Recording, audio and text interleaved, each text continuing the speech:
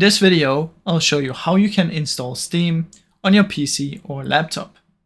What you want to do is head over to Google and search for Steam, click on Install Steam. Now if you click on any other link, you should also be able to click Install Steam up here. And once you press on this, you're going to get to the download page, which will be this one. Now once you're in here, simply click on this one to install the Steam. Click here, Steam Setup, press OK. Say yes if you get the admin. Next, choose your language. Next, choose where you want it to be downloaded, and then press install. Now I already have Steam installed, so I cannot install it again, but that's basically how it works.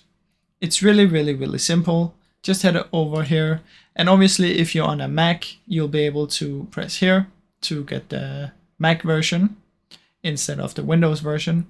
And that's how you can do it, guys. Now, I really hope you enjoyed this short tutorial. If you did, please leave a like and subscribe, as it helps me out a ton. Thank you so much for watching.